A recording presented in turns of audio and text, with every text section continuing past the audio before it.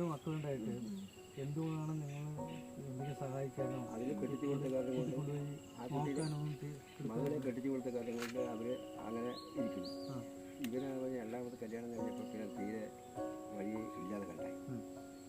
അവൻ പെയിൻറ്റിങ്ങിന് പോകണം, എപ്പോഴെങ്കിലും കൊടുത്ത് പെയിൻറ്റിങ് പണിയൊക്കെ കിട്ടുന്നുണ്ട്. അപ്പോൾ അങ്ങനെയാണെന്ന് എൻ്റെ മനസ്സിൽ തോന്നും.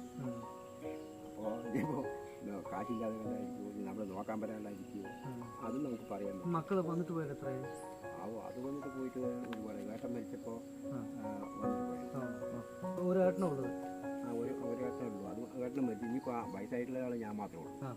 ഞങ്ങൾ നിങ്ങൾക്ക് അനിയത്തിമാരുന്നില്ല? ഇല്ല. ഞങ്ങൾ 3 ആണുങ്ങളും 2 പെണ്ണുങ്ങളും.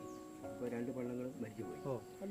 പിന്നെ 2 ഏട്ടന്മാരും മരിച്ചു. നിങ്ങൾ മാത്രമേ ഉള്ളൂ? ഇനിയിപ്പോൾ ഞാൻ മാത്രമേ ഉള്ളൂ. നിങ്ങളുടെ അച്ഛൻ്റെ പേര് എന്താണ്? ഗോപാലകൃഷ്ണക്കുറുപ്പ്. ഗോപാലകൃഷ്ണക്കുറുപ്പ്.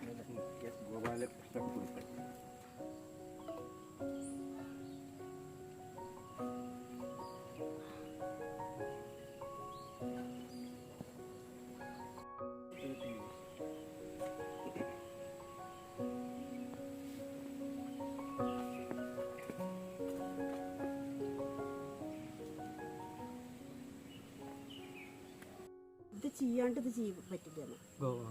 ഞരമ്പിന് പൊട്ടിക്കെടുക്കണം. ആദ്യം നിങ്ങൾ വഹിക്കാൻ പാടില്ല.